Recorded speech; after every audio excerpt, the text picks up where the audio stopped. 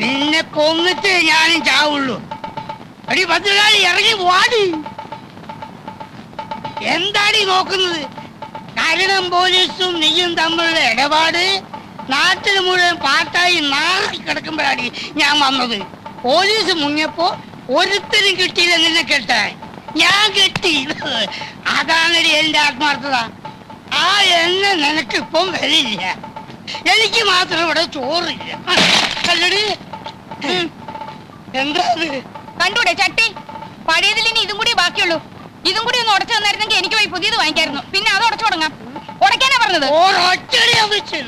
തൊട്ട് പോരു തന്നെ. ഈ കയ്യും വിട്ടു. കള്ളു കുടിക്കാൻ കാശ് വന്ന് ചോദിച്ചപ്പോ ഞാൻ പറഞ്ഞില്ലേ ഇത് അരി വാങ്ങിക്കാനുള്ള കാശാണ്, ഇത് തരില്ലെന്ന്. അപ്പ പറഞ്ഞു എനിക്ക് ചോറ് വേണ്ട, കള്ളു മതിയെന്ന്. കള്ളു കുടിച്ചു കഴിഞ്ഞപ്പോ ചോറ് വേണമെന്ന്. ഇവിടെ ചോറില്ല, ഇല്ല, ഇല്ല. ഇനി ഇവിടെ കിടന്ന് ഒച്ചയും വേളം ഉണ്ടാക്കിയാലുണ്ടല്ലോ. എന്റെ സ്വഭാവം അറിയാലോ. കരുണം പോലീസുമായിട്ട് എനിക്ക് ബന്ധം ഉണ്ടായിരുന്നെങ്കിലേ പിന്നെ എന്തിനാ ഇയാളെന്നെ കെട്ടിയത്? നിന്റെ തന്ത എനിക്ക് കാശ് തന്നിട്ട്.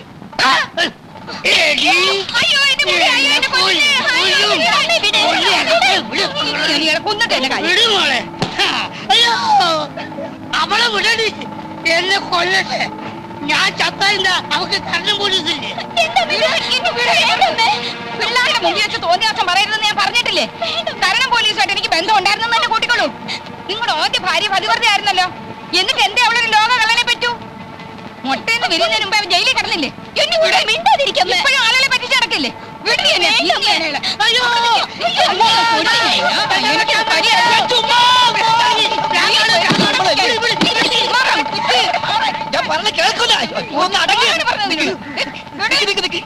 എത്ര കലം പൊട്ടിച്ചു പറ.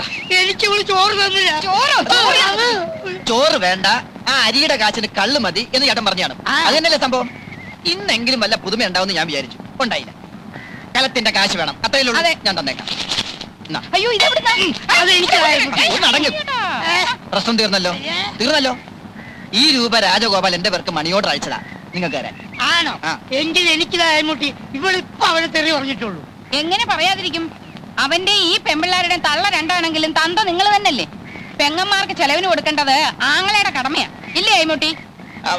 അതെ അതെ അതെ. കൊല്ലിഞ്ഞ എന്താടി നോക്കിയിരിക്കുന്നത്? കേൾപ്പണി കാഴ്ച കാണാൻ വന്ന് നിൽക്കുന്നു. ഈ പണം അവൻ എന്റെ പേർക്ക് അയക്കാൻ എന്താ കാരണം? എന്താ ഇവിടുത്തെ മേൽവിലാസം അറിഞ്ഞൂടെ? എന്തോ എനിക്കറിഞ്ഞൂടാ. അവൻ എവിടെയാ ഉള്ളത്? ആരെയാ ഇപ്പൊ അവൻ പറ്റിച്ചോണ്ടിരിക്കുന്നത്? എനിക്കൊന്നും അറിഞ്ഞൂടാ എന്റെ പടച്ചോനെ. നീ അവനെ കണ്ടു. ഈ പണം നിന്റെ കയ്യിൽ അവൻ നേരിട്ട് തന്നാന്ന് ഞാൻ പറയും. അല്ലെന്ന് ഞാൻ പറയുന്നു. ശരി ശരി, അല്ലെങ്കിൽ മോനെ ഒരു 50 രൂപ എനിക്ക് താടാ. 50 രൂപ പോയിട്ട് 10ന്റെ പൈസ എന്റെ കയ്യിലില്ല. ഇല്ലെങ്കിൽ വേണ്ട, വാ നമുക്ക് ചായ കുടിച്ചിട്ട് പോവാം. വേണ്ട, ഞാനിപ്പോ ചായ കുടിച്ചാണ്. ചായ കുടിക്കണ്ട. ഞാൻ ചായ കുടിച്ചാണെന്ന്. ആ ശരി, അത് അവിടെയുള്ള കുടിച്ചേട്ടാ. ഞാനിപ്പോ കുടിച്ചാ.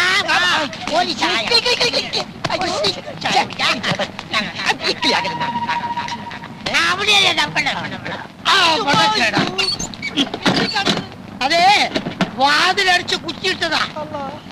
നിനക്കറിയാം അവൻ എവിടെയാ ഉള്ളത്. അവൻ കാശുണ്ടാക്കുന്നുണ്ടെന്നുള്ളതും എനിക്ക് മനസ്സിലായി. അവനെ കാണിച്ചു തരാതെ നിന്നെ ഇവിടുന്ന് പുറത്തുവിടുന്ന പ്രശ്നമല്ലേ ആയിമുട്ടി പറ്റി.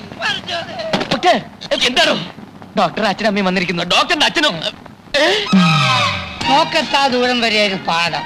പിന്നെ തെങ്ങുന്തോപ്പ്, റബ്ബർ, ചുക്ക്, കുരുമുളക്, ഏലം ഇതെല്ലാം വിറ്റിട്ടാണ് ഇവനെ പഠിപ്പിച്ചത്. കോഴിക്കോട് പഠിച്ചു കഴിഞ്ഞപ്പോ അവൻ പറഞ്ഞ് എറണാകുളത്ത് പഠിക്കണം, പിന്നെ പറഞ്ഞ് തൃശ്ശൂര് പഠിക്കണം, പിന്നെ കണ്ണൂര്, കോട്ടയം, കാഞ്ഞിരപ്പള്ളി, അങ്ങനെ കാസർഗോഡ് തൊട്ട് കന്യാകുമാരി വരെയുള്ള സ്ഥലത്ത് ഞങ്ങൾ അവനെ പഠിപ്പിച്ചു. ഇതും കഴിഞ്ഞപ്പോ പറയാണ് എന്തോ ഒരു പാല്. എന്ത് പാല്? മണിപ്പാല്. മണിപ്പാല്. ഞാൻ പറഞ്ഞോളാം, എനിക്കറിയാം. ഇടയ്ക്ക് കയറി പറയരുത്. എന്താണ്? മണിപ്പാലി പഠിക്കണം. ആ സമയത്താണ് നമ്മൾ ആ റബ്ബർ എസ്റ്റേറ്റ് വിറ്റത്. 27 ഏക്കറല്ല, അമരാവതിയിലുള്ള 30 ഏക്കർ. ആര് നോക്കണം എവിടേക്ക് കിടക്കണം? എന്ത് വിറ്റാലെന്താ, ഒന്നും പാഴായി പോയിട്ടില്ലല്ലോ. റബ്ബറും തെങ്ങും ഒക്കെ ഇനി ഇഷ്ടം പോലെ വാങ്ങിക്കാമല്ലോ. എല്ലാരും ഉണ്ടല്ലോ. മമ്മി എന്തൊക്കെയുണ്ട് വിശേഷം? ഡാഡി എവിടെ?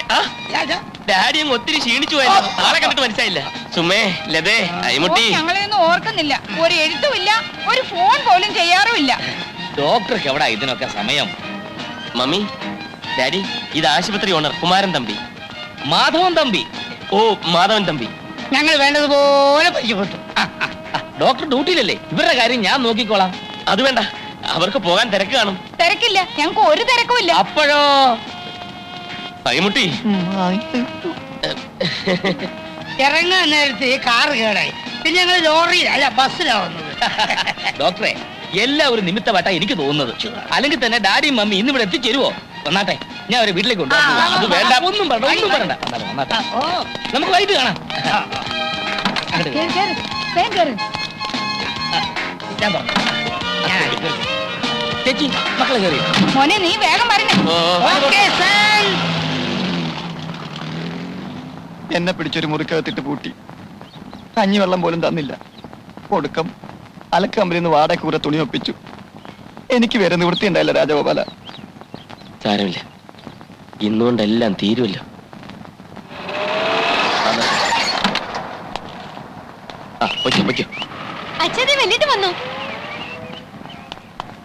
നിങ്ങൾക്കെങ്കിലും കുറച്ച് ബുദ്ധി ഉണ്ടായിരുന്നില്ലേ? പറഞ്ഞൂടായിരുന്നു? ഞാനിവിടെ നാട്ടുകാരെയും പോലീസിനെയും പേടിച്ച് കള്ളപ്പണി ചെയ്യാന്ന് അറിഞ്ഞിട്ടും അതിഥികളായിട്ട് വന്നിരിക്കുന്നു.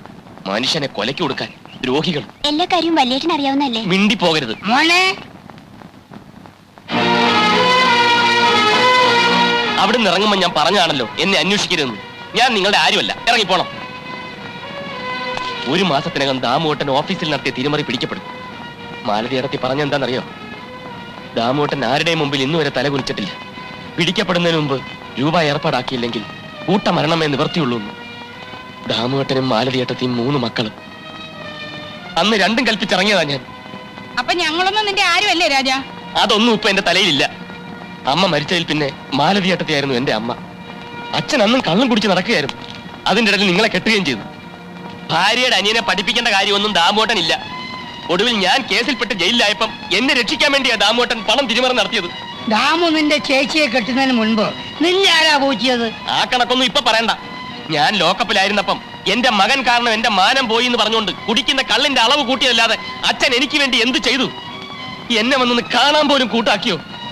ദണ്ണ ഉണ്ടച്ചാ, അതൊക്കെ ഓർക്കുമ്പോ എനിക്ക് നല്ല ദണ്ണ ഉണ്ട്. ആ പോട്ടെ, നമുക്ക് കഴിഞ്ഞൊക്കെ കഴിഞ്ഞ് രാജാ. ഇപ്പോഴത്തെ കാര്യം സംസാരിക്കാം. എനിക്കൊന്നും സംസാരിക്കണ്ട. എല്ലാവരും എത്രയും വേഗം ഇവിടുന്ന് കാലിയാക്കണം, അത്രേ വേണ്ടു. അലക്ക് കമ്പനി തുണി എടുത്തോണ്ട് വന്നിരിക്കുക. എന്തൊക്കെ ആയാലും ഞാൻ നിന്റെ അച്ഛനല്ല നിനക്ക് പറയാൻ പറ്റുമോ? നിന്റെ എല്ലാ കാര്യങ്ങളും ഉത്തരവാദിത്തോടു കൂടി ചെയ്യാൻ എനിക്കല്ല മറ്റാർക്കല്ല മോശം. എന്റെ എന്ത് കാര്യം? അങ്ങനെ ചോദിക്ക്. ഞങ്ങളെല്ലാം സംസാരിച്ചു. നിന്റെ തമ്പി സാറിന്റെ മോളുടെയും കല്യാണം ഞങ്ങൾ അങ്ങോട്ട് ഉറപ്പിച്ചു. നിങ്ങൾക്കൊന്നും നാണവും മാനവും അല്പം പോലും ഇല്ലേ? ലണ്ടനിൽ നിന്ന് FRCS പാസ്സായ ഒരു പെൺകുട്ടിയെ വ്യാജ ഡോക്ടറായ ഞാൻ കല്യാണം കഴിക്കാനോ? എന്താ നിങ്ങളുടെയൊക്കെ ധാരണ? അഡ്വാൻസ് എന്ന് പറഞ്ഞൊരു തുക കയ്യിൽ കിട്ടിയാൽ ആ നിമിഷം ഞാൻ ഇവിടെ സ്ഥലം വിടും, അറിയൂ? ഞാൻ എന്തൊക്കെയോ കണക്ക് കൂട്ടി. അങ്ങേര് തരുന്ന സ്ത്രീധന തുക കൊണ്ട് എന്റെ കൊച്ചുങ്ങൾക്ക് ഒരു മേൽഗതി ഉണ്ടാവുമല്ലോ എന്ന് ആശിച്ചു. ഇതിനൊന്നും കൂട്ടു നിൽക്കാൻ എന്നെ കിട്ടില്ല. ശരിയാ രാജാ, ലതേ സുമേ നിന്റെ ആരും അല്ലല്ലോ. അവരെ പ്രസവിച്ച ഞാനായി പോയില്ലേ? അതൊന്നും പറയണ്ട, അങ്ങനെയൊന്നും ഞാൻ ചിന്തിച്ചിട്ടേ ഇല്ല. നീ ചിന്തിച്ചു. ചിന്തിച്ചെങ്കിൽ ചിന്തിച്ച്. ഇപ്പൊ എന്താ വേണ്ടത്? ഏതായാലും നീ ഈ കള്ളവേഷം കെട്ടി എങ്കിൽ പിന്നെ അത് മുഴുവനായിട്ട് അങ്ങോട്ട് ആടിക്കൂടെ നിനക്ക്? ഈ സ്ത്രീധനത്തുക കിട്ടിയ മാലതിയുടെ പ്രശ്നവും നിന്റെ ഈ അനിയത്തിമാരുടെ പ്രശ്നം എല്ലാം അങ്ങോട്ട് പരിഹരിച്ചൂടെ രാജാ? സ്ത്രീധനത്തുക വാങ്ങിച്ച് ആരാ കെട്ടുന്നത്? അച്ഛനാണോ? അവർക്ക് എന്നല്ലല്ലോ ആവശ്യം. ഇഷ്ടം പോലെ പണമുള്ള പാർട്ടീസ് അല്ലേ. എടോ കെട്ടുന്നില്ലെങ്കിൽ കെട്ടണ്ട. കെട്ടാന്ന് പറഞ്ഞാൽ കാശ് ഇങ്ങോട്ട് കൈക്കിലാക്കിയ അതിപ്പോ നീ ചെയ്യുന്നതിനേക്കാൾ വലിയ രക്ഷമൊന്നുമല്ലല്ലോ. സത്യമായിട്ട് അച്ഛൻ എന്റെ അച്ഛൻ തന്നെ. അങ്ങനെ വല്ല മോഹവും മനസ്സിലുണ്ടെങ്കിൽ അതിപ്പോഴേ നുള്ളി കളഞ്ഞേക്ക്. നീ ഇവിടെ വന്ന് നിൽക്കുകയാണ്. അമ്മാവൻ പൊയ്ക്കോ അമ്മാവൻ പൊയ്ക്കോ. നന്ദിനി ഇപ്പൊ വരും, എല്ലാ കാര്യങ്ങളും സംസാരിക്കണം. പോകൂ. പിന്നെ കുളി കഴിഞ്ഞ് ഗാർഡനിൽ വരാമെന്ന് ഏറ്റിട്ടുണ്ട്. ആണോ? അപ്പൊ ഞാൻ വന്ന് എത്ര നന്നായി. എന്താ അമ്മാവ? ഇപ്പൊ നീ സംസാരിച്ചാൽ ആകെ കുളവാകും മഹാദേവ. ഇന്നലെ നിന്നെ പുകഴ്ത്തി ഞാൻ ഒരുപാട് സംസാരിച്ചു നോക്കി, ഫലം ഉണ്ടായില്ല. ഒരു കാര്യം ചെയ്യും, നീ ഇപ്പൊ സ്ഥലം വിട്ടു. എന്തിന്? പട്ടണത്തിൽ പോയി ഒരു സിനിമ കണ്ടേച്ചു വാ. ഒരു പുതിയ ഹിന്ദി സിനിമ കളിക്കുന്നുണ്ടല്ലോ, ദീവാലി ചാവാലി ദിൽബലിഹും. ദുൽഹനിയ ലേ ജായേംഗെ അതാണ്. അത് തന്നെ. അതിന്റെ കഥ അറിയോ നിനക്ക്? അറിയില്ല. ഇതാ നിന്റെ കുഴപ്പം. അതിന്റെ കഥ ഞാൻ പത്രത്തിൽ വായിച്ചതാ. ഓഹോ. നന്ദിനെ പോലെ ലണ്ടനിൽ പഠിച്ച നായിക, അവളെ വശത്താക്കാൻ 18 അടവും പ്രയോഗിക്കുന്ന നായകൻ.